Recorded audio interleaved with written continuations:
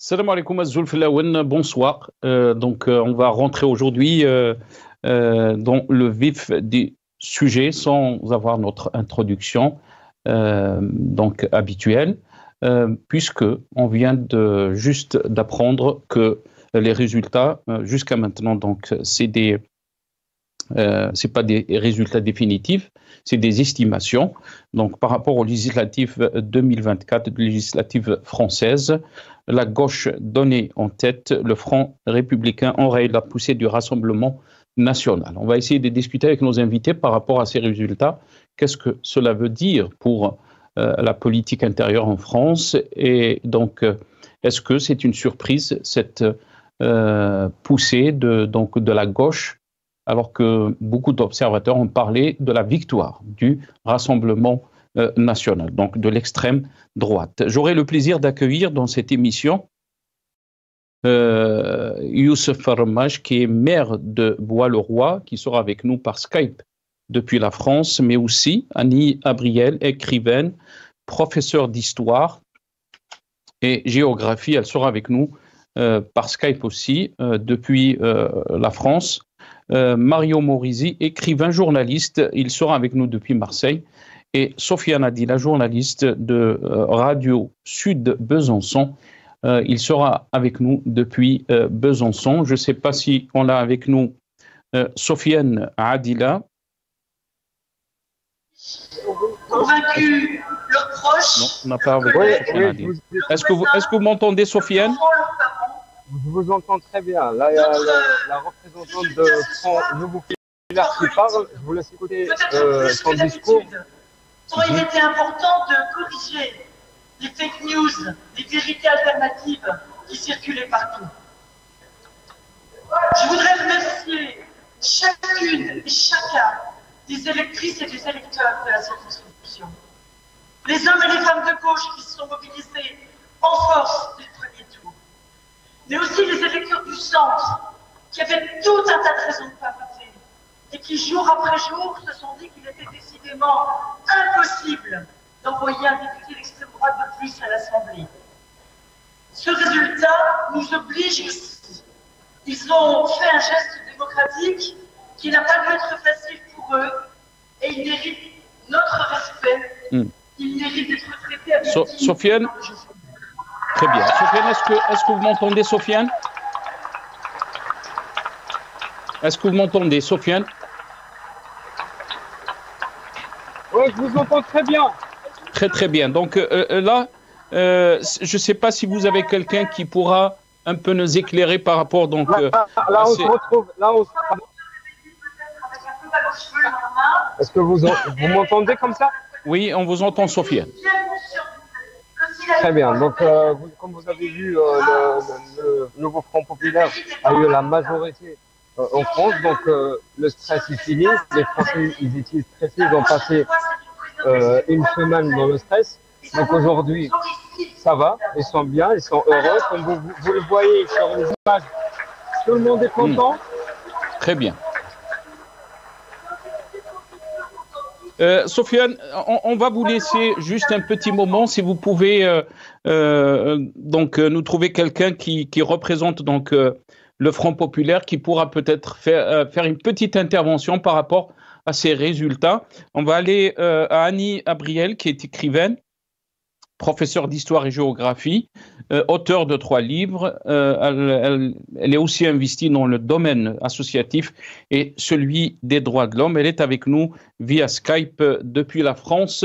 Annie Abriel, bonsoir. Merci beaucoup d'avoir accepté l'invitation. Bonsoir, monsieur. Bonsoir. Merci. Tout le monde. Merci à vous. Merci beaucoup d'avoir accepté l'invitation. Annie Abriel, comment peut-on lire donc ces résultats du deuxième tour? La gauche est en tête, donc le Front Populaire. Votre lecture? Déjà, je pense qu'il y a un certain nombre de personnes qui s'étaient abstenues jusque-là, qui sont allées voter et qui ont souhaité faire barrage en quelque sorte au Rassemblement national. Il y a eu aussi, je pense, un réflexe républicain On parle souvent du Front républicain, et pour le coup, ce Front républicain a fonctionné. Déjà parce que la gauche a donné l'exemple tout de suite à l'issue du premier tour, dimanche dernier, en disant qu'il y aurait que les personnes qui seraient qui pourraient en quelque sorte se désister de manière à ce que le Rassemblement national n'ait pas le maximum de voix, le feraient. Donc ces désistements ont finalement servi le Rassemblement populaire, y compris d'ailleurs le Nouveau Front populaire, y compris d'ailleurs les députés macronistes de Renaissance, d'une certaine manière. Et donc on voit là que il y a eu, je dirais, un sursaut des Français face à ce changement radical pour notre pays qui aurait été un triomphe de l'extrême droite. Donc je crois qu'il y a eu vraiment un sursaut, et encore une fois, je crois que c'est vraiment le Front républicain qui a joué. On a dit non, globalement les Français ont dit non au Rassemblement national. Et pendant cette semaine, je crois que véritablement il y a eu une campagne exemplaire de la part en particulier du Nouveau Front populaire. Et puis aussi d'un certain nombre de personnalités également du centre, voire de droite, qui ont bien expliqué que, je pense à Dominique de Villepin, à d'autres qui ont bien expliqué qu'ils voteraient pour un candidat du Nouveau Front populaire s'il y avait en lice quelqu'un du Rassemblement national. Donc c'est un sursaut républicain. Vous doutez bien que je m'en réjouis profondément, ayant enseigné l'histoire. Pour moi, c'était un désastre de voir arriver un parti qui est quand même un parti qui affiche des positions qui sont toujours celles de l'extrême droite, notamment ce qu'on appelle la préférence nationale, le droit du sang, tout ça est contraire à notre histoire. Mais jusqu'à maintenant, Annie Gabriel, il n'y a pas de majorité absolue. Qu'est-ce que cela veut dire politiquement pour la France? Parce qu'il faut avoir 289 députés pour avoir la majorité absolue donc à l'Assemblée française. Et quel scénario donc pour la France, d'après vous? Alors moi, je ne suis pas politologue, mais je pense que le président de la République va être contraint de prendre un Premier ministre au sein du Nouveau Front populaire, puisqu'il n'a pas la majorité absolue, mais c'est le parti majoritaire maintenant dans la nouvelle Assemblée. Et à partir de là, sur un certain nombre de projets de loi, eh bien effectivement, le Nouveau Front populaire, pour avoir la majorité, devra avoir des voix qui viendront du parti Renaissance, du parti du président. Et peut-être même d'ailleurs. Revenir très rapidement, je sais que vous n'avez pas beaucoup de temps et je vous remercie pour votre participation dans cette émission. Mario Morisi, écrivain, journaliste, est avec nous depuis Marseille via Skype. Mario, bonsoir. Merci beaucoup d'avoir accepté l'invitation. Bonsoir. Mario Morisi, alors je vous laisse la parole. Ces chiffres qui montrent, donc ces résultats qui montrent donc la gauche en tête. Beaucoup d'observateurs peut-être avaient prévu le Rassemblement national, donc le parti d'extrême droite qui va arriver en tête. Qu'est-ce que vous en pensez? Quelle est votre lecture par rapport à ces résultats qui ne sont pas définitifs jusqu'à maintenant? Eh bien, écoutez, d'abord, je ne suis pas du tout d'accord avec Annie, qui est une amie chère que je connais depuis très longtemps, mais j'y viendrai après. Déjà, je dois vous dire, et vous le savez puisque nous étions en communication, que tout nous menait à une légère suprématie du Nouveau Front populaire. Parce que, il y avait 180 candidats URN qui étaient des repris de justice, qui ont fait des actes absolument inouïs, des déclarations nazies, des négations pendant toute la dernière semaine. Deuxièmement, les gens ont eu vraiment peur, et moi qui fréquente vraiment aussi bien des Français dits de souche que des gens venus de partout sur les terrasses, la peur s'est emparée de tout le monde, se disant que si le droit du sol était appliqué, ça veut dire que des moitiés de familles, que des petits cousins, que des gens, que des familles allaient être écorchées, et ça montait. Et pour finir, j'ajouterais que le programme économique du Front National est indigent, sans oublier que dans les régions, les candidats ont été d'une nullité qui fait honte. Donc, quelque part, j'ai écrit sur mon petit cahier, je prends des notes tous les jours, à peu près les résultats. Et je peux même vous dire, vous savez, c'est ma marotte, que toutes les villes importantes vont arriver et que LFI et les les gens qui viennent de toutes les immigrations ont bien travaillé et que lorsqu'arriveront les résultats de Marseille, de Lyon, de Toulouse, de toutes les grandes villes, je pense qu'il y aura une augmentation du seuil supérieur des voix et que ça influera sur les décisions du président de donner ou non une responsabilité au parti, enfin au mouvement dominant. Mais comment peut-on voir donc les prochains scénarios, Mario, surtout que pour l'instant aucun parti n'a donc la majorité absolue. Pour avoir la majorité, il faut avoir donc 289 députés à l'Assemblée. Et on sait très bien que le courant ne passe pas entre Emmanuel Macron, le président, et Jean-Luc Mélenchon. Votre lecture par rapport à cette situation? Alors, il se trouve que je connais bien Jean-Luc Mélenchon et que j'ai bien étudié la stratégie. Il ne faut pas oublier que là, on est passé à côté de la catastrophe, mais ce n'est qu'une étape. Dans 2 ans, le président doit partir et il ne peut pas être renouvelé. Donc, ça veut dire qu'il y a 2 ans pendant lesquels il peut y avoir une politique assez limitée, mais le fait d'être radical et de dire à tous les gens qui ont voté, dont énormément de jeunes qui ne votaient jamais, de montrer qu'on tient la barre, qu'on est ferme, qu'on ne négocie pas, qu'on ne fait pas des entourloupes, même si une partie du Parti socialiste est déjà en train de glisser, ça veut dire que peut-être qu'on n'aura pas les pleins pouvoirs, mais pour les élections suivantes, on aura montré à tous les jeunes des quartiers que lorsqu'on dit augmenter le SMIC, lorsqu'on dit la retraite à 62 ans, lorsqu'on dit gratuité des écoles, eh ben, on le tient et on ne s'en va pas de l'autre côté. Donc, la radicalité, c'est un concept qui a été développé par Jean-Luc Mélenchon et ses amis. C'est peut-être de ne pas gagner tout de suite, mais dans un monde qui change sans arrêt avec des menteurs et des gens qui font des combines, on tient le cap et on est les seuls dans le paysage à tenir le cap. Donc, peut-être que LFI, de toute façon, refusera de combiner avec le centre ou avec une partie du PS, mais c'est la suite du film qui va être intéressante. Pardon. Très, très bien. La suite du film qui va être intéressant. On va revenir à Annie Abriel. Annie Abriel, oui. Est-ce que la France sera dans une situation où on ne pourra pas peut-être gouverner? Donc, pour l'instant, il n'y a pas de majorité. Est-ce qu'il y aura une coalition majoritaire? Qu'est-ce que vous en pensez? Écoutez, moi j'espère qu'on ne va pas se trouver dans une situation de blocage.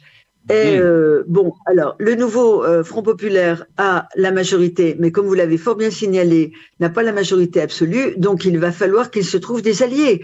Et comme je vous l'ai dit, j'ose espérer que le programme qu'il va proposer, qui est le sien, qui est son programme, sur lequel il a été élu, pourra retrouver des appuis hors du nouveau Front populaire auprès d'une frange, je dirais, centriste, progressiste, et qui aura à cœur de ne pas mettre le pays dans des difficultés trop grandes. D'ailleurs, ça se passe ailleurs. En Allemagne, il y a des coalitions de gouvernement. C'est peut-être le meilleur exemple que je puisse donner, c'est celui d'Allemagne. Mais Annie Abriel, parce qu'on me dit à l'oreillette qu'on a donc l'intervention de Jean-Luc Mélenchon. J'aimerais qu'on entende donc cette intervention et avoir votre réaction juste après. On écoute Jean-Luc Mélenchon.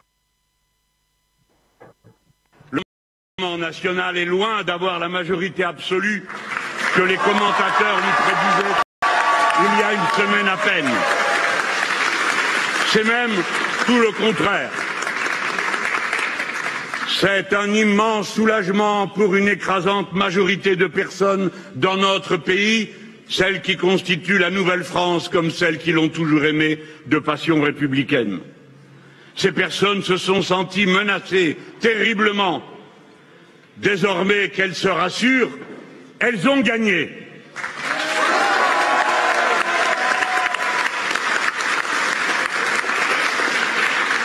Avec ces bulletins de vote, une majorité a fait un autre choix pour le pays. La volonté du peuple doit être dorénavant strictement respectée. Dès lors, aucun subterfuge, arrangement ou combinaison ne serait acceptable. En effet, les leçons du vote sont sans appel. La défaite du président de la République et de sa coalition est clairement confirmée. Le président doit s'incliner et admettre cette défaite sans tenter de la contourner de quelque façon que ce soit. Le Premier ministre doit s'en aller. En effet, il n'a jamais reçu la confiance de l'Assemblée nationale. Il vient de diriger la campagne perdue par son camp et il a reçu un vote de défiance populaire massif.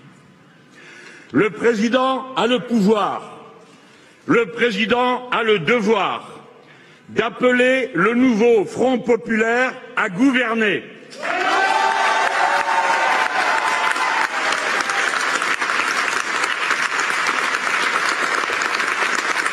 Celui-ci y est prêt. Le nouveau Front populaire respectera le mandat que lui ont donné les votes pour ses candidats. La parole donnée sera tenue. Le nouveau Front populaire appliquera son programme. Rien que son programme, mais tout son programme.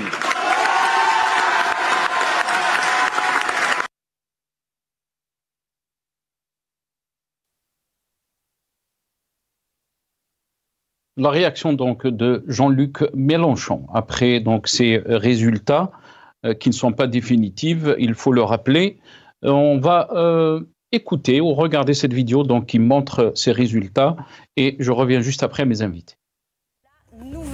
Assemblée et ce n'est pas le tiercé qui était attendu à l'issue du premier tour. C'est d'abord la gauche, le nouveau Front populaire qui arrive en tête avec 172 à 192 sièges.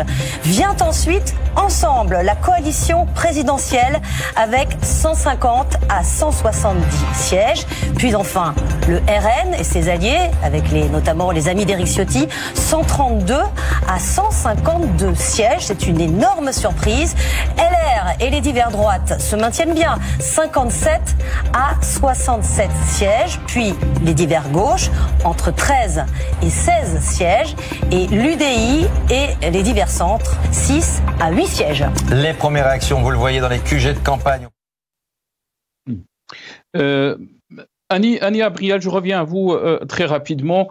On a entendu donc dans cette intervention de Jean-Luc Mélenchon appeler le président donc Emmanuel Macron, qui a dit il a le pouvoir, il a aussi le devoir d'appeler un nouveau gouvernement qui sera formé donc du Front populaire. Comment vous avez trouvé donc le message de Jean-Luc Mélenchon?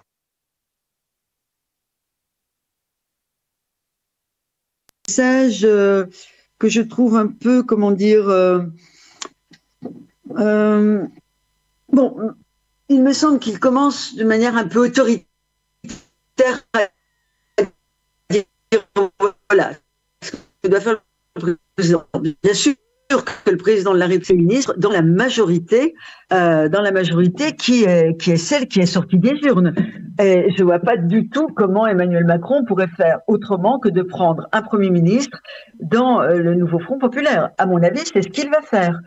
Maintenant, à mon avis, il ne prendra pas ce Premier ministre dans le groupe LFI parce que son électorat, une partie d'ensemble, s'ils veulent chercher des compromis, je pense, moi, qu'il prendra un Premier ministre qui sera moins, je dirais, marqué, ou alors une personnalité de LFI, je pense par exemple à Clémentine Autain, des personnalités consensuelles, il y en a dans la France insoumise, qui peuvent apporter une parole neuve, ce qu'attendent les Français, à mon point de vue. Très bien. Merci beaucoup, Annie Abriel. J'espère que je me suis bien fait comprendre. C'est un peu difficile de réagir comme ça sur le champ. Voilà. Très bien. L'essentiel, on a compris que pour vous, l'essentiel, c'est que l'extrême droite n'est pas en tête. C'est ce que j'ai compris. Absolument. Donc, vous savez, nous sommes, enfin, je tiens à le dire là, hein, puisque votre chaîne diffuse dans le Maghreb, nous sommes fortement attachés aux valeurs républicaines d'égalité, de liberté et de fraternité, et que tous les habitants qui vivent sur notre sol aient les mêmes droits. Et est-ce que vous avez senti une inquiétude dans cette communauté maghrébine? Je sais que vous avez des contacts avec eux à travers votre engagement associatif, mais aussi engagement en termes des droits de l'homme et tout. Est-ce que vous avez senti cette inquiétude? Et est-ce que vous pensez que ces résultats sont, si on peut dire, une bonne chose pour cette communauté, mais aussi pour le bon vivre ensemble? Oui, alors je pense qu'il y a eu une inquiétude. Moi, je ne l'ai pas vraiment senti parce que les jeunes migrants non accompagnés dont je m'occupe, ils ne viennent pas du Maghreb. Ils viennent essentiellement de l'Afrique subsaharienne, de l'Afghanistan, du Bangladesh, parfois de l'Inde. Bon, et eux, ils sont un petit peu en dehors de tout ça. Ils sont très jeunes. Je viens de passer une semaine avec eux, là, en séjour de vacances au bord de l'Atlantique. Et eux, ils se sentent pas vraiment concernés. Mais je pense, oui, que dans la communauté, on va dire, qui est parfois pointée du doigt ou qui se sent peut-être parfois victime de discrimination. Et c'est une réalité. Il a pu y avoir de l'inquiétude à ce que les fondements républicains de la France soient quelque peu écornés. Ouais, je pense qu'il y a eu de l'inquiétude de leur part et qu'ils sont allés voter et qu'ils ont choisi donc de maintenir ce qui est le fondement de notre République. Alors, bien sûr, ça c'est bien évident. Est-ce que vous êtes soulagée, Annie Abriel, très rapidement, comme ça je vais vous libérer parce que vous m'avez dit vous n'avez pas beaucoup de temps. Je tiens à vous dire que je vivais un cauchemar. Je vivais un cauchemar. À ce point-là? Je veux dire, oui, à ce point-là. Moi, j'ai enseigné l'histoire toute ma vie. Le Pétain, la collaboration, Vichy, la guerre d'Algérie, l'OAS, hein, d'où est issu, il faut le savoir quand même, le Front National d'autrefois, même s'il a changé, sans doute. Hein, non, pour moi, oui, le Rassemblement national. Et puis, bon, comme l'a dit Mario tout à l'heure, il y a une telle incompétence, une telle incompréhension de notre histoire, de nos fondamentaux républicains, que vraiment, c'en est un cauchemar. Ah oui, pour moi, c'est un cauchemar, je vous l'affirme. Mais c'est très intéressant, puisque vous avez parlé d'histoire, Annie Abriel. Vous avez parlé d'histoire qui est très, très intéressant d'avoir votre aperçu avant de vous libérer. Je sais que je suis en train de prendre un peu plus de votre temps. Mais comment peut-on expliquer cette poussée de l'extrême droite? Est-ce que vous pensez que la société française a changé? Est-ce que vous pensez aussi qu'il y a les politiques successives qui nous ont amenés à cette situation? Alors, je vais vous dire. Alors, voilà ce que je pense. Je pense d'abord qu'il y a chez les gens beaucoup de frustration. Il y a eu le mouvement des Gilets jaunes qui n'a pas reçu, si vous voulez, n'a pas reçu les réponses qu'il attendait. Il y a eu les manifestations sur les retraites qui n'ont pas non plus donné lieu à des réponses. Il y a eu un gouvernement autoritaire par le biais du 49.3 qui certes est prévu dans notre Constitution mais qui a été utilisé abusivement. Donc il y a eu des frustrations très fortes. Alors, pourquoi ces frustrations se sont tournées vers le Rassemblement national? Parce que je pense que le Rassemblement national n'est plus perçu dans ses fondamentaux idéologiques. Il est perçu comme un parti qui peut-être apporter à la population qui est dans les campagnes, qui est un peu perdue, qui voit que les services publics ne sont plus ce qu'ils étaient, des réponses. Et je pense que ça vient de là. Maintenant, il ne faut pas oublier une chose, et je vous le dis tout net, puisque vous diffusez dans le Maghreb, il y a cette question de l'immigration qui inquiète sans doute une part de la population, non pas parce qu'ils y sont confrontés, mais parce qu'il y a toute une propagande là autour, il y a les chaînes d'information, les réseaux sociaux, tout ça peut fortement inquiéter. Et puis, il y a aussi peut-être, là je vais être complètement franche avec vous, il y a eu, vous le savez, des attentats islamistes dans notre pays. Il y a eu les attentats du Bataclan, il y a eu l'attentat de Charlie, et tout ça fait du mal, parce qu'il y a eu, dans certains esprits, confusion entre islam et islamisme. Et moi, je mais aussi, que tous nos compatriotes musulmans sont des républicains pour la plupart. Ce n'est qu'une petite frange, sans doute, qui a pu être tentée par des aventures extrémistes. Est-ce que vous pensez aussi que le racisme a été banalisé, et surtout dans les mainstream médias Non, franchement, je ne pense pas que mes compatriotes soient racistes. Je ne pense pas. Alors qu'il y a eu peut-être parfois, il y a eu banalisation de certaines choses, certainement peut-être, mais j'ose espérer, et les résultats de ce soir me le montrent, la majorité des Français ne souhaitent pas d'une société discriminante. Très bien, merci beaucoup. Annie Abriel, vous étiez avec nous depuis la France. Donc, je rappelle, vous êtes écrivaine, professeure d'histoire et géographie. Merci à vous. Mario Morisi, vous avez entendu, je ne sais pas si vous voulez rebondir par rapport à ce qui a été dit par Annie Abriel, mais aussi ce soulagement donc d'une grande partie de la société française par rapport à ces résultats qui ne sont pas définitifs. Mario Morisi?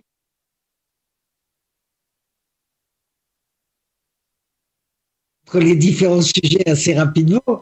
Donc, la première chose, c'est que c'était une horreur. Moi, je dois avouer, vous le savez, que j'ai réussi à anticiper et que les résultats qui sont arrivés aujourd'hui, je les avais un peu prédits à tous les gens autour de moi. La terreur était grande chez les gens d'origine étrangère. En France, il y a 2 personnes sur 4 qu'on rencontre en ville qui ont des origines arméniennes, italiennes, espagnoles, marocaines, de tous les pays du monde. Donc c'était la terreur de risquer d'être expulsé, de voir le droit du sol. Et c'était une terreur réelle qui a précipité des centaines de jeunes dans les quartiers pour aller voter. L'un des faits importants, c'est que la peur du Rassemblement national a rendu toute une jeunesse, tout ce qu'on appelle la nouvelle France, la France métissée, mélangée, d'une même génération, voter. C'est déjà un acquis extraordinaire. Deuxième chose, j'ai sous les yeux les représentations de l'Assemblée nationale de la une, de la première chaîne. Déjà, on est de 180 à 215, sans compter les divers gauches, qui sont tous des nouveaux fronts populaires, des dom-toms. Ça veut dire que le point supérieur de la fourchette est déjà à 220, 225, et les autres, ça recule à 160. Suivons jusqu'à minuit, et si on en arrive à une grosse différence, comment le président peut faire pour refuser de donner un ministre, un premier ministre et un gouvernement à cette partie-là? Suspense, nous allons voir ensemble. L'autre chose, c'est que je ne suis pas du tout...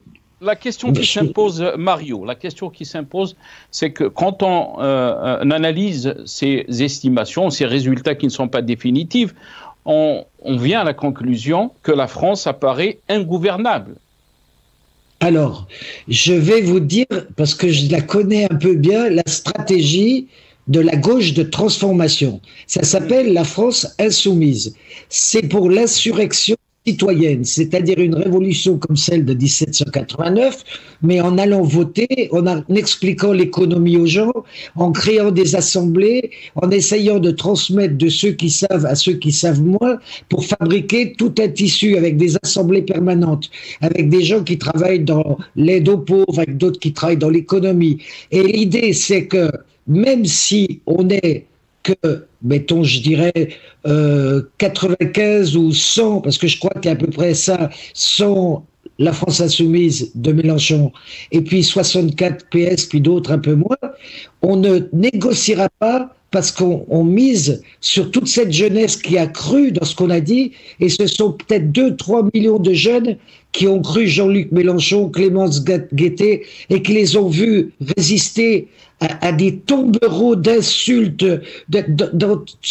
traités d'antisémitisme, d'escrocs, de fous, d'incapables. Et quelque part, la stratégie, c'est pas du tout d'aller négocier avec des gens du président qui ont quand même fait la retraite à 64 ans, qui veulent pas augmenter, qui sont proches des riches. Et contrairement à ce que dit Annie, qui est quelqu'un que j'adore et que je connais depuis longtemps, mais qui est quelque part très polie, très négociante, eh ben, c'est pas avec ces gens-là qu'on va revenir dans les quartiers pour leur dire ah, bon, on a changé d'avis, on veut rester avec eux. Alors moi, à mon avis, il y a 1 an à passer avant que l'Assemblée puisse être à nouveau bouleversée.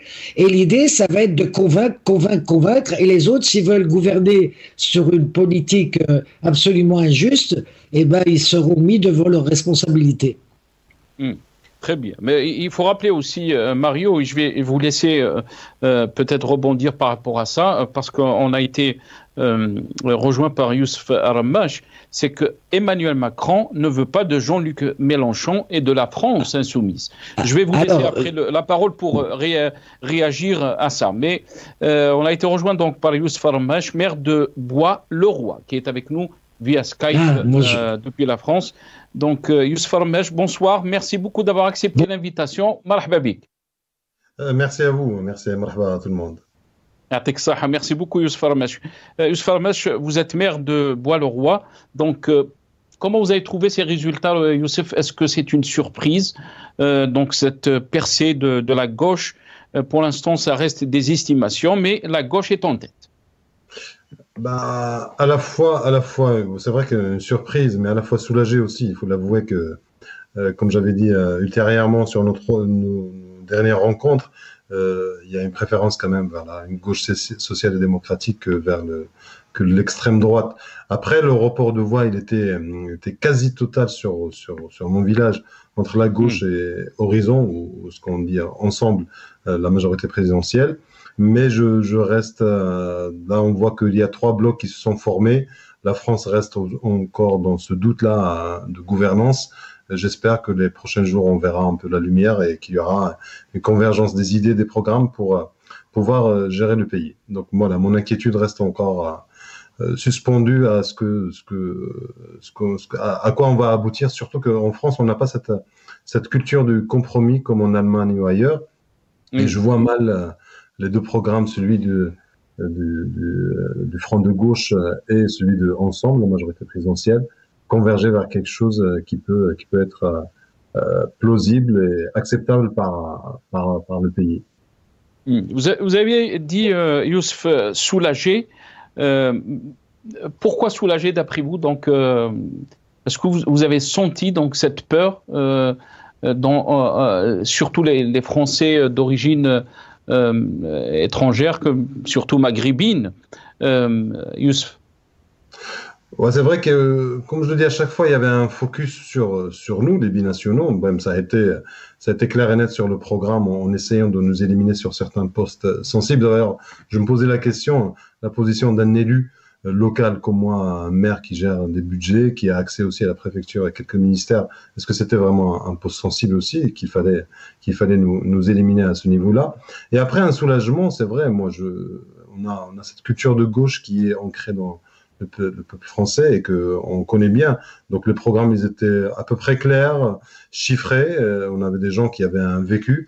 Le Front National, nous avons vu, l'extrême droite, que plusieurs candidats n'avaient pas une grande connaissance de la vie démocratique et on voyait à leur intervention en ciblant toujours l'immigration et en ayant des propos légers, moins précis sur ce que c'est que le fonctionnement d'un député, ce qui est son rôle. Et après, c'est vrai qu'au niveau de la taxation, la retraite, il ramenait tout à l'étranger, à l'autre, et ça inquiétait à plusieurs titres. Moi, je voyais pas cette assemblée dominée par l'extrême droite gouverner ce pays avec quels outils et quel cador les gens puissants de leur parti. La gauche, elle a un vécu. C'est vrai, il y a une stigmatisation, il y a une fixation sur Jean-Luc Mélenchon. Jean-Luc Mélenchon, il a un vécu de socialiste. Il a pris le risque de sortir de ce parti-là et cheminer petit à petit. Si on se rappelle bien, je pense que les années 2000, c'est après les élections de 2001, il a créé le Front de gauche, après le parti de gauche. Donc il a cheminé avec les communistes et tout ça. Et là, il arrive à avoir, il faut l'avouer, il a une main prise sur la gauche. Je vois pas. Il faut vraiment une discussion entre les différentes parties qui constituent cette gauche plurielle entre guillemets pour pouvoir avoir quelque chose de tangible qui peut être déployés sur le terrain et qu'on puisse avoir un vrai programme qui prend toutes les sensibilités en considération. Voilà, j'avais une première crainte de la domination de l'extrême droite.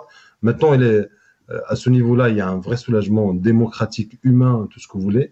Et en deuxième lieu, maintenant, il nous faut quelque chose qui tient économiquement. Moi, je suis inquiet par rapport au retour sur l'âge de la retraite. Peut-être 64 ans, c'est beaucoup, mais revenir sur 60 ans, c'est pas très, comment dire, en compatibilité avec l'allongement de la vie et avec l'activité actuelle. Donc voilà, moi, je reste réticent à ce niveau-là, mais après, je suis prêt à accepter le débat à ce niveau-là. Mais sur ces, parce qu'on a un scénario quand même qui n'est pas facile pour gouverner la France, et surtout qu'on est donc à un peu plus de 2 semaines de ces Jeux Olympiques.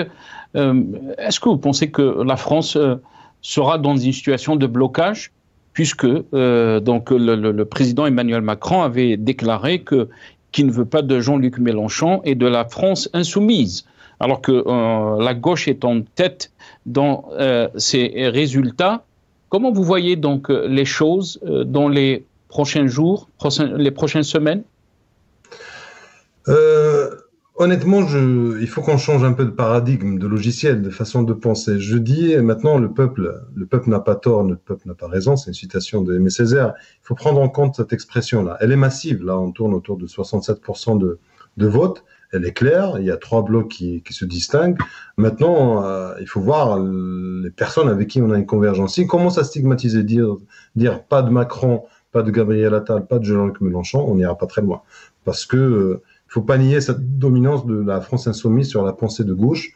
On la considère d'ailleurs, je pense, au sein du ministère de l'Intérieur, LFI n'est pas considérée d'extrême gauche, donc elle est jugée de gauche, tout simplement. Mais comme elle est ancrée, basée sur cette vision, la vision purement gauche, on considère qu'elle est d'extrême gauche. Donc, moi, à mon sens, vu l'évolution de la société, nous sommes contraints à changer de logiciel, à changer de façon de réfléchir, et même les Français doivent accepter cette nouvelle orientation qui prend en compte beaucoup de sensibilités. C'est fini la domination d'une seule pensée, comme avant, c'était la droite, la gauche, le centre. Et d'après les études, quand on a un bloc central qui est très éparpillé, on arrive à créer de l'extrême, que ce soit de l'extrême gauche ou de l'extrême droite. Donc là, cette phase est hyper importante. Je pense que si on ne réussit pas à faire ensemble maintenant, on aura du mal à convaincre en 2027, surtout 2027. 2026, il y a les municipales. C'est la dernière digue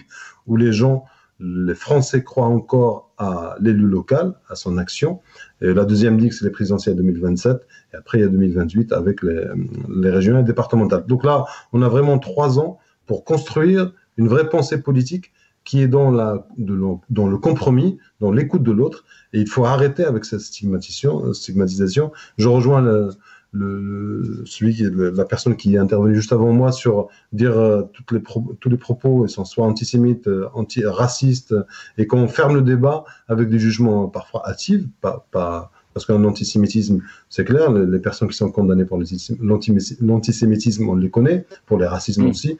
Donc il faut qu'on arrive à catégoriser les gens, à les raciser pour certains, et qu'on arrive à un vrai compromis sur le projet pour cette société-là. Il faut savoir que la France est un pays central pour l'Europe. Si la France agitée, perturbée, je pense que tout le fonctionnement de l'Europe sera dans la même veine. Donc il faut faire très attention. Nous avons 3 ans maximum pour avoir un vrai logiciel de réflexion qui prend en compte la parole de l'autre. Très bien. Restez avec nous, Youssef Rabmech. Mario Morisi, est-ce que vous pensez que les échecs des politiques successives, mais aussi cette banalisation, si on peut dire, dans les médias mainstream du discours raciste, nous a amené la France donc à cette situation que vit la France, parce qu'il n'y a pas de majorité absolue. La France peut être dans une situation qui est ingouvernable. Votre réaction? Eh bien, comme d'habitude, c'est tellement complexe que les gens qui se succèdent à la télévision ont tous l'air d'être des génies qui vont pouvoir apporter des réponses définitives. Mais j'ai un peu réfléchi à la question. Là, lorsqu'on sur cette pédagogie de traduction des chiffres, lorsqu'on voit des 172, 192, 100, c'est des pourcentages, c'est des chiffres, c'est un peu comme l'auto, bingo. Mais là, ce sont des millions de personnes.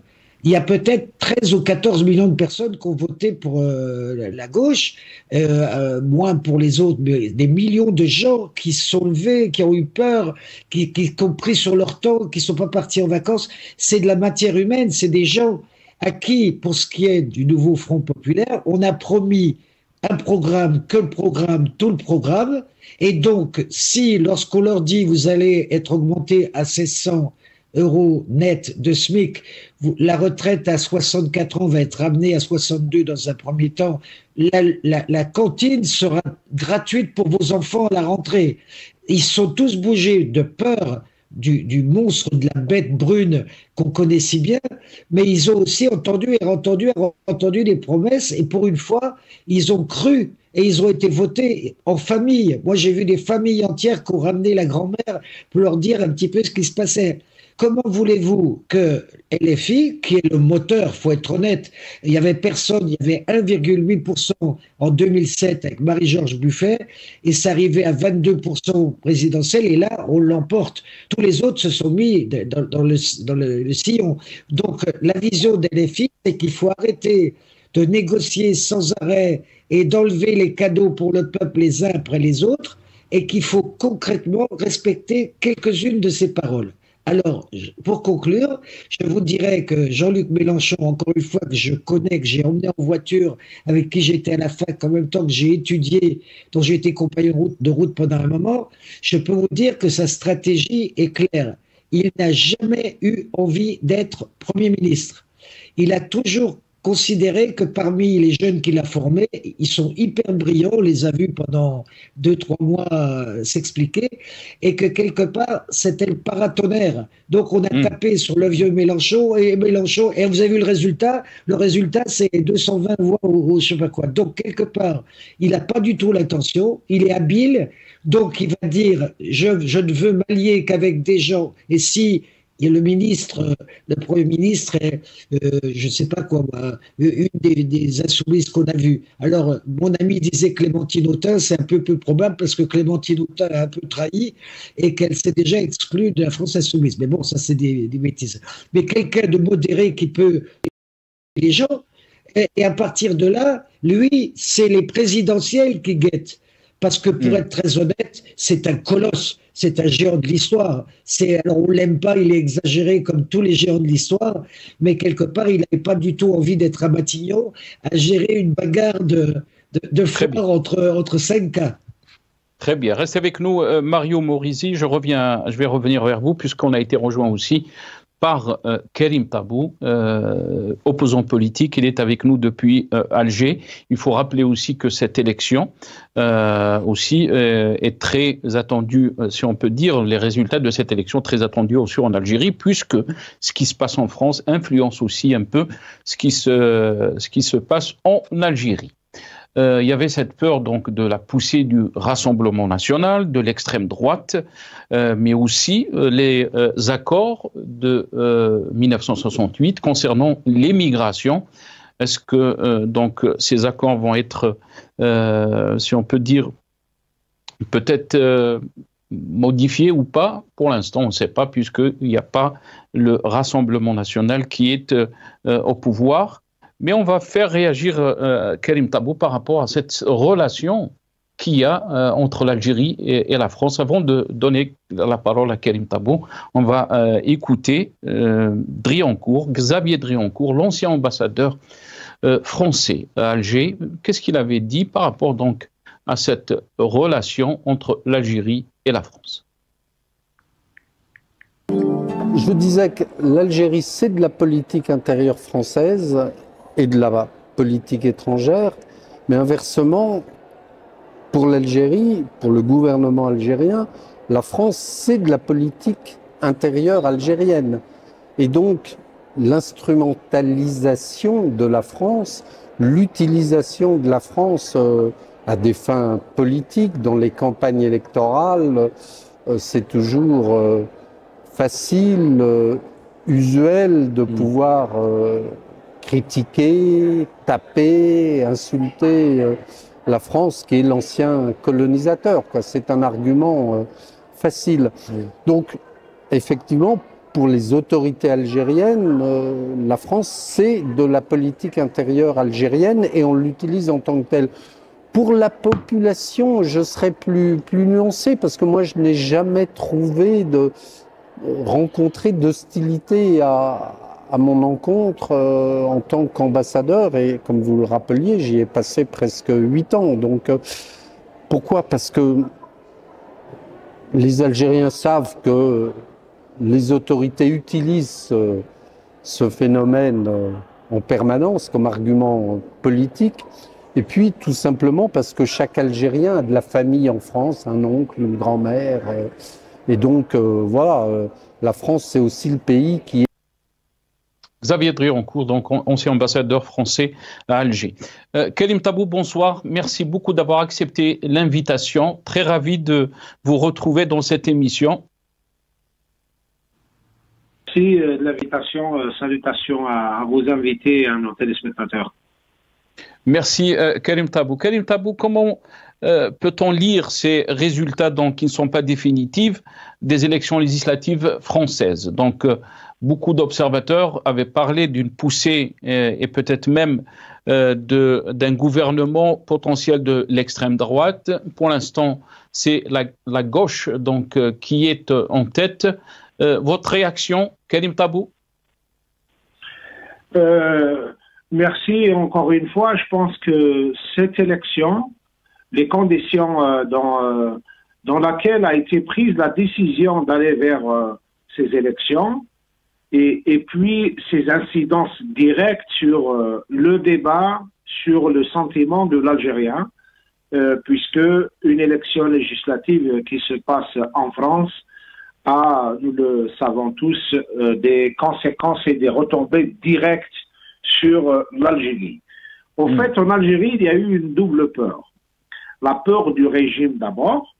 Vous avez bien remarqué ces derniers temps qu'à la suite de la décision de fixer la date, la période de la visite d'État de Tebboune en tant que chef d'État en France, avec Macron, a bien montré que le temps était à l'apaisement, voire à la complicité de Macron avec Tebboune. Il y a eu énormément de choses qui ont été faites pour arriver justement à cette complicité. La deuxième peur, il est au niveau populaire, d'autant plus que la montée en puissance de l'extrême droite pourrait donc avoir des conséquences directes. Une grande partie des familles algériennes, ils ont les leurs, ils ont leurs enfants, ils ont leurs parents, ils ont quelqu'un de leur famille qui vit là-bas, et une grande partie des Algériens qui vivent là-bas sont dans des conditions, disons, moyennes. Ce sont des ouvriers, ce sont des travailleurs, ce sont des étudiants. Et le fait même que le sujet de l'immigration ait pris une telle proportion, est devenu un sujet de polémique, un sujet qui a enclenché des échanges houleux entre les uns et les autres, ne pouvait pas laisser indifférents justement ces Algériens d'une manière particulière, mais également les Maghrébins d'une manière générale. Mais concernant les élections elles-mêmes, moi je pense qu'il y a 3 remarques, ça reste un point de vue personnel, 3 remarques importantes. La première est la remarque liée au coup de poker de Macron. Je pense que Macron, en calculateur politique, a cru pouvoir encore jouer sur les clivages, d'autant plus que les clivages sont devenus ces derniers temps de plus en plus diviseurs de la société française, notamment entre l'extrême gauche et l'extrême droite. Et lui, il voulait rester dans la mécanique ancienne qui consiste à se placer en sauveur de la République et en élément d'équilibre, voire d'apaisement. Même si sur le plan social, sur le plan de la vie des Français, je pense beaucoup le critique. Donc lui, c'est à la fois un calcul et un coup de poker. En tout cas, et il a cru pouvoir se placer entre les clivages. La deuxième remarque, elle concerne le Rassemblement national. Je pense que le Rassemblement national, qui a bâti toute une stratégie sur les peurs, sur les psychoses, sur les difficultés sociales des Français, et qu'à l'épreuve des débats, à l'épreuve justement du réel, il n'a pas apporté vraiment de vraies solutions, de vraies propositions. Plus encore, et vu le contexte international, notamment la situation en Ukraine, les peurs d'une partie des Français, des incidences directes de la guerre en Russie, de la Russie contre l'Ukraine, et surtout du génocide qui se passe actuellement en Palestine, et de tout ce qu'il a donc provoqué comme traumatisme, comme douleur et comme indignation de ce génocide. Et donc il y a eu vraiment des situations où le Rassemblement national n'a pas eu des positions claires, une compassion à l'égard des gens qui souffrent. Donc, en jouant sur les peurs, et il a fini par devenir lui-même la peur d'une partie des Français, d'une grande partie des Français. Et la troisième remarque, elle concerne la gauche d'une manière générale, c'est-à-dire la gauche plurielle. Je pense qu'elle a fait une traversée de désert, et disons, la faillite dans la gauche des années passées a donc obligé cette mouvance, avec tous ces courants, toutes ces filières, d'abord à procéder à des révisions internes, à faire émerger une nouvelle élite politique de jeunes qui sont venus dans les mairies, dans les rassemblements au niveau local, les collectifs de jeunes, tous ces cadres nouveaux qui ont un talent, qui ont une compétence. Je pense que la gauche, d'une manière générale, a non seulement procédé à une révision interne, mais également elle a procédé à un renouvellement de son encadrement, de son élite, et surtout, ils ont réalisé quelque chose, et ils ont donc trouvé le terrain par lequel ils ont dégagé un minimum commun entre les différents courants. Donc, c'est un grand travail de pédagogie politique qui a été fait. Et si un Français aura à choisir un modèle devant cette situation, ben, je pense qu'un Français ordinaire, enraciné dans les valeurs de l'égalité, des libertés, du respect de la dignité humaine, il va se retrouver naturellement beaucoup plus dans les votes pour cette gauche plurielle, pour ce rassemblement de la gauche, que dans les coups de poker de Macron ou dans j'allais dire, les peurs et les traumatismes que risque de provoquer éventuellement l'arrivée du Rassemblement national. Donc, au fait, les Français, dans leur majorité, ont bien exprimé leur vœu d'abord de l'apaisement, leur vœu de ne pas pousser à l'extrême, d'éviter les déchirures, d'autant plus que le contexte international également est en train de faire peur à tout le monde, pas seulement les Français. Je pense lorsqu'on regarde dans le cercle plus large de notre environnement, de notre entourage, il y a matière à s'inquiéter, d'autant plus qu'il y a également, je pense, une partie des Français sont très inquiets sur les élections aux États-Unis, qui sont très inquiets sur la situation au Moyen-Orient, notamment ce qui se passe en Palestine, et ils sont très inquiets également sur le plan économique face à la crise qui est en train de toucher des pays entiers, et surtout les ensembles économiques nouveaux qui sont en train de se créer, la montée en puissance des économies telles que l'économie de la Chine, etc. Donc, il y a quand même chez une grande partie des Français ce sentiment qu'il va falloir procéder donc à l'apaisement, à retrouver le bon chemin pour rester cohérent avec les valeurs françaises et aller de l'avant. Et je pense c'est le choix qui a été fait. Un mot, Nasser, juste sur les relations algéro-françaises. J'espère que la gauche va apporter un plus, va modifier la nature des relations pour mettre en avant le principe de la démocratie, des droits de l'homme, et que l'on cesse de troquer les valeurs démocratiques, les valeurs des droits de l'homme contre le gaz et le pétrole et contre les intérêts strictement économiques et matériels. Et c'est ce que je voulais vous poser aussi comme question, Karim Tabou, puisque vous êtes à Alger. Beaucoup d'observateurs ont fait la remarque ou lecture de dire que les Algériens peut-être étaient beaucoup plus intéressés par rapport à ce qui se passe en France, par cette élection législative, que par les élections présidentielles anticipées en Algérie, qui sont prévues donc le 7 septembre prochain, dans 2 mois, pile poil. Donc on est le 7 juillet, dans le 7 septembre prochain, il y aura des élections présidentielles anticipées. Comment peut-on lire les déclarations de Xavier Driancourt quand il dit que les relations algéro-françaises sont instrumentalisées par Alger? Quelle est votre réaction par rapport à ça, Karim Tabou? Mais aussi, on va l'écouter dans ce passage, parler aussi de cette liberté d'expression. J'aimerais avoir votre avis aussi, Karim Tabou, par rapport donc à la situation politique en Algérie, puisqu'on parle d'une élection présidentielle anticipée le 7 septembre. On écoute Xavier Driancourt.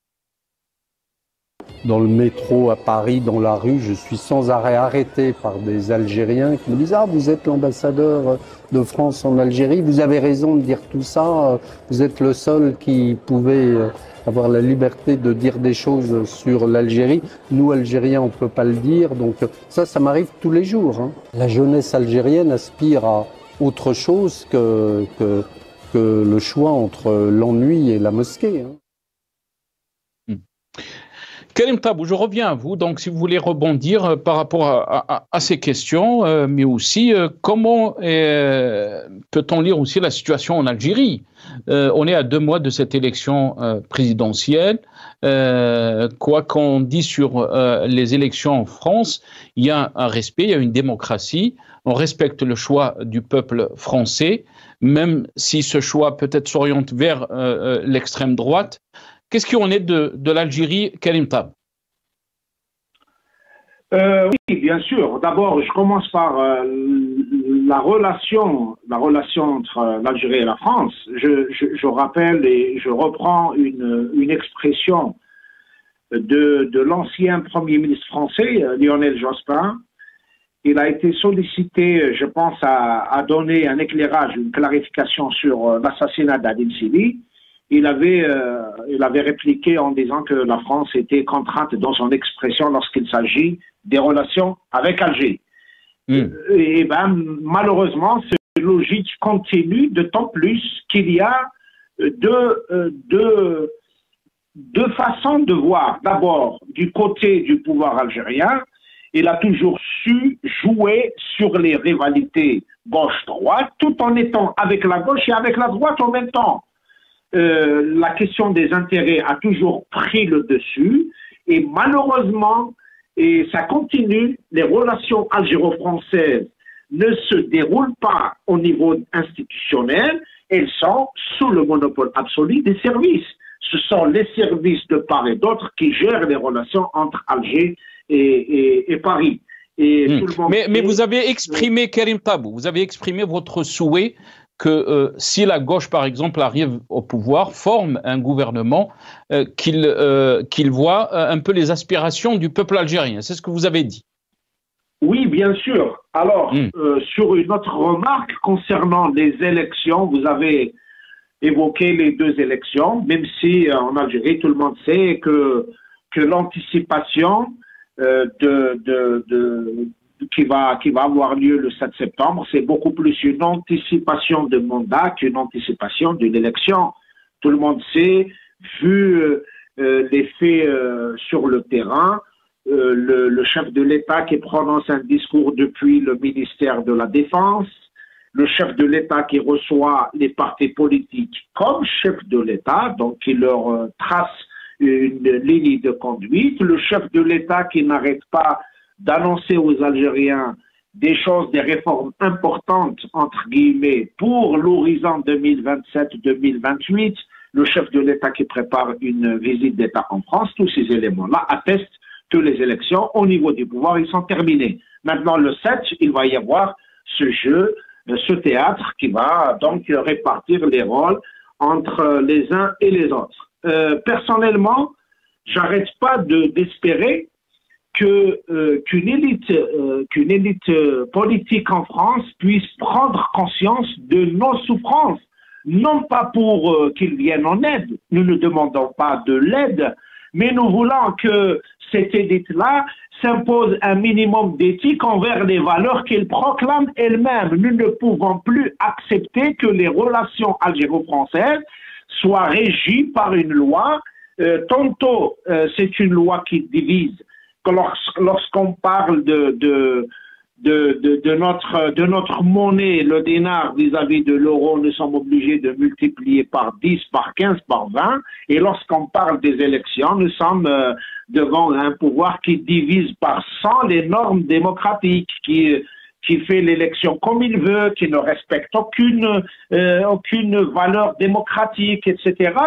Nous ne voulons pas que les uns interfèrent dans les affaires des autres, mais tout au moins laisser donc évoluer le jeu politique en Algérie sans interférence, sans apporter de la complicité, sans être aux côtés du pouvoir. Malheureusement, nous avons vécu l'ère Macron avec, bien qu'il y a eu des turbulences en dents de scie, mais d'une manière générale, il y a eu plus de complicité avec le pouvoir que défense des valeurs pour lesquelles pourtant les Français ne badinent pas. Donc aujourd'hui, personnellement, je souhaite qu'il y ait un regard différent envers l'Algérie et que ce regard soit orienté vers la promotion des valeurs démocratiques, des valeurs des libertés d'une manière générale, et que le régime algérien ne se sent pas, j'allais dire, capable de faire des choses dans le silence absolu de tout le monde, et notamment de la France ou de la communauté internationale. Vis-à-vis de la situation d'une manière générale et qui va au-delà de ces relations, je pense que le monde d'une manière générale a besoin aujourd'hui de retrouver ses valeurs. La communauté internationale doit reprendre ses valeurs de tolérance, de la paix, de l'apaisement, parce que le monde est en train de vivre des situations, j'allais dire, très difficiles, et qu'il est grand temps que l'élite, où qu'il soit, porte justement de nouveau les valeurs humaines, les valeurs démocratiques, les valeurs de tolérance et les valeurs de la paix. Très bien. Restez avec nous, Karim Tabou. On va essayer d'avoir l'avis de notre ami Mario Morisi, qui est écrivain et journaliste aussi. Mario, vous avez entendu donc l'appel de Karim Tabou, qui est opposant politique, connu en Algérie, mais aussi dans les médias français, puisqu'il a intervenu plusieurs fois dans les médias français. Quand il parle de l'élite politique française, cet appel d'accompagner les aspirations des peuples, et là il parle du peuple algérien, mais aussi en général des peuples maghrébins, à plus de liberté, plus de démocratie. Qu'est-ce que vous en pensez? Alors, j'ai vécu pendant 3 ans à Ouadsouf, j'ai l'Algérie, dans ma vie, depuis que je suis né, mon père étant un chef de chantier qui avait beaucoup d'ouvriers maghrébins, mais je me permettrai jamais, sans connaître, de commenter la situation intérieure d'un État souverain, parce que ça, c'est pas juste. D'abord, je saurais pas faire, et tout ça. Mais par contre, il y a quelques éléments qui m'ont intéressé. Puisqu'on parlait de Mélenchon et du côté extrême gauche, soi-disant, de LFI, je peux vous donner quelques aspects de notre vision géopolitique. Parce que je dis notre, puisque j'ai participé à ce dossier-là. D'abord, ne pas être dans les bottes atlantistes des États-Unis et des anglo-saxons, et ne pas être dans les bottes non plus des Russes, des Chinois, mais faire comme le général de Gaulle l'avait fait, un pays non aligné qui cherche à attirer autour de lui toutes les forces mondiales, l'Inde, l'Afrique du Sud, ce qu'on appelle maintenant les BRICS, pour faire rempart entre les guerres et cette espèce de catastrophe annoncée de l'impérialisme américain contre d'autres impérialismes, et donc d'être au milieu. L'une des mesures économiques qu'on avait préconisées, j'espère que ça va vous toucher, la première mesure pour faire descendre le centre de gravité de l'Europe vers la Méditerranée, et non pas vers le nord protestant, anglo-saxon, affairiste, mais la Méditerranée, de tous les côtés de la Méditerranée, ça aurait été de lancer un grand mouvement de dépolluer la Méditerranée en travaillant tous ensemble, arabes, musulmans, juifs, grecs, italiens, pour quelque part faire notre grande bleue quelque chose, et ça crée des emplois. Ce n'est qu'un des exemples. Et je finis quand même. Donc l'idée, c'est de resituer, peut-être d'échanger des hydrocarbures contre du blé, et de considérer qu'il n'y a pas que l'Europe, mais qu'on est dans le monde et que la France a un rôle à jouer là-dedans. Merci beaucoup, Mario Morisi. Je reviens à Youssef Armache. Youssef, très rapidement, parce que le temps nous presse, on est presque à la fin de cette émission. Je vous laisse la parole libre. Vous avez entendu Karim Tabou, donc, depuis Alger. Les aspirations, donc la responsabilité de l'élite française, les aspirations aussi des peuples maghrébins. Votre réaction ? Je rejoins un peu les deux intervenants. C'est vrai que les intérêts de la France en Afrique, mais particulièrement le Maghreb, sont conditionnés par ces liens étroits, indépendamment du régime politique en place. Moi, je vois pas l'extrême droite travailler sans collaboration avec l'Afrique, et particulièrement le Maghreb, le Maroc, l'Algérie, la Tunisie, pour freiner cette immigration qui menace intérieurement. Moi, le point central peut-être, parce que la parole de l'ambassadeur, ça m'a choqué un tout petit peu, parce qu'elle est très réductrice, et toujours son regard un peu condescendant vers le Maghreb. Il n'y a pas, ça veut dire, le Maghrébin, l'Algérien particulièrement, il est entre l'ennui et la mosquée. Il n'y a pas que ça au Maghreb. Les gens qui sont nés au Maroc comme moi, et en Algérie, j'ai beaucoup d'amis de ce beau pays-là, et ils savent qu'il n'y a pas que ça chez nous, et qu'il y a des énergies et ainsi de suite. Il faut que la France et l'élite française arrête d'alimenter ce sentiment anti-français qu'on est en train de créer dans des pays qui étaient amis. Le Maroc, il n'y avait pas ce sentiment anti-français. Ça a commencé à s'alimenter à partir de Sarkozy. Et maintenant, on le retrouve un peu plus avec des déclarations, avec Internet. Mais avant, il y avait des articles qui sortaient dans les médias, et ils cheminaient doucement pour arriver au Maghreb, comme Jeune Afrique ailleurs. Maintenant, il faut faire très attention à ce qu'on dit et comment on regarde l'autre rive, parce qu'elle nous est très utile. Merci beaucoup, Youssef. Merci, Youssef Armache. On va donner le mot de la fin à Karim. Très rapidement, Karim, 1 minute 10, 1 minute 20, parce qu'on doit rendre l'antenne. Je vous laisse le mot de la fin. Merci. En tout cas, nous espérons à chaque fois, qu'il soit en France ou en Italie, en Espagne, dans les pays de l'Europe, mais partout dans le monde, qu'une élite nouvelle prennent conscience que les libertés, les valeurs humaines doivent primer sur les odeurs de gaz et les odeurs du pétrole et des intérêts, des intérêts économiques et énergétiques.